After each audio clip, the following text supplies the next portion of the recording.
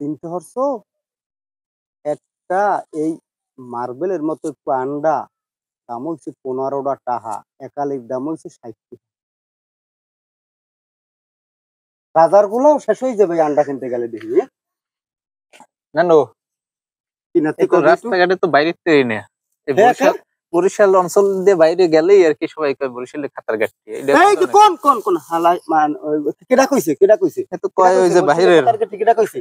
ওই বরিশাল যারা আর কি নোয়াখালীয়া ঢাকাইয়া এইসব ঢাকা উঠলেই তো এইসব কয় এগুলো কোন ধরনের এগুলো এই ওরা বরিশাল চেনে বরিশাল হচ্ছে একমাত্র একটা স্বাধীন বিভাগ, জানে ওরা জানে একমাত্র স্বাধীন বিভাগ, কারণ বরিশাল বিভাগের কোনো মনে ভারতের বা অন্য কোনো রাষ্ট্রের বর্ডার নাই। এই বরিশাল নিয়ে যারা কথা কয় সেগুলো গ্যাসগো কথাগুলো তোমাকে মোহে তো চুল কয় কা, তোমরা যারা বরিশালের লই কথাবার্তা কও মেজাজটা গরম হয়ে যায় ক্যামেরা বরিশালের তোমাগুলো কোনো কথা কই নাই। এখন হনো বরিশাল লইয়া চুলকানের স্বভাব আজকে থেকে অনেক আগে থেকে এইতেছে, তবে বরিশাল হইছে সবচাইতে সুন্দর সুজলা সুফলা শস্য শ্যামল বাংলাদেশের কথা কইছে না, শুধু বরিশালের দেখতে কইছে। কেটা কেটা কইছে?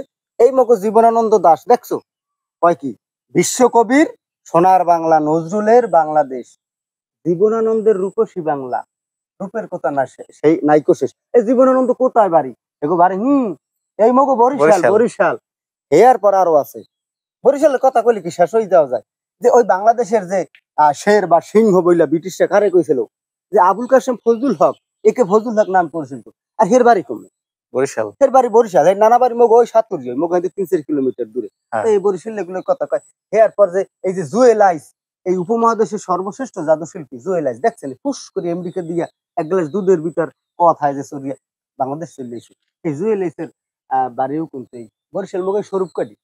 আরো আছে যেমন জ্ঞানী গুণী সাহিত্যিক, কি কোন কোন কথা কমু বাট ৭ জন বীরশ্রেষ্ঠের, এই যে ৭ জন বীরশ্রেষ্ঠ এর মধ্যে 2 জন হচ্ছে বরিশালিয়া। এর পর মগো যে মুক্তিযুদ্ধের কমান্ডার মেজর জলিলের কথা, মেজর জিয়াউর রহমানের কথা মগো পিরিজপুরে ইয়া কইয়া কি শেষ করা যায়? এরপর মগো কবে বরিশালের খাতার ঘাট। আর একটা জিনিস চিন্তা, ওই নামগুলো আরো পরে কই যে সবচাইতে স্বাধীনের পর থেকে শিক্ষার হারে সবচাইতে বেশি আগুন কিন্তু বরিশালিয়া। আর ৬৪টা জেলার মধ্যে পিরোজপুর এবং পটুয়াখালী দুইটা কিন্তু সমন্বয় ভাবে সর্বশ্রেষ্ঠ। মগো বরিশালে চেগাইলেন কিভাবে? চেগাইলে কিচ্ছু হয় না বেটা, মানুষ চেগাই দিতে পারে, মুখ থাকলে মুখ দিয়ে কথা কইতে হবে, দেখা লাগবে না। একটা গান শুনছো?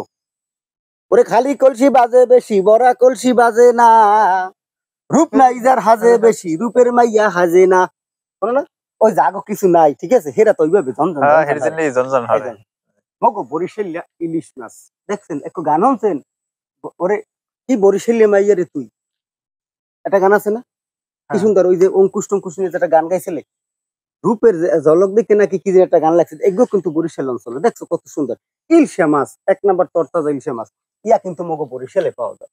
আরো কি আছে? আর হনো তোমার মনটা খারাপ হলে একটু কবা, ভালোভাবে খাবা, ভদ্রভাবে কবা যে ভাই বরিশালে যে সকল জিনিস আছে ইত্যাদির যে উপস্থাপক হানিফ সংকেত তার বাড়ি বরিশাল।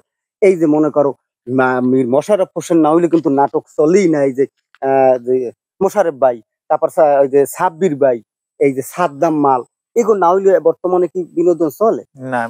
ওই জমক নাটকে দেখছো কত সুন্দর জমা খেলে দিচ্ছে, এই মোশাররফ না ভাই, না হইলে কিন্তু চলে না। এরপর ওই যে বীরশ্রেষ্ঠের কথা কইলাম, এখন যদি আসি অন্যান্য দিক যদি বিবেচনা করি রূপে গুণে, এই যে মগো কুয়াকাটা আছে কত সুন্দর একটা জায়গা দেখছো। আর বরিশাল কীর্তন খোলা নদীর পার, যে আইছে হেই কিন্তু বরিশালের প্রেমে পড়ে গেছে। এই যে কাজী শুভ গান গাইছে না, মেবাই বরিশাল বরিশাল মগো বরিশাল, মগো দেশে বইয়া গেছে এক্সের নদী খাল, মেবাই বরিশাল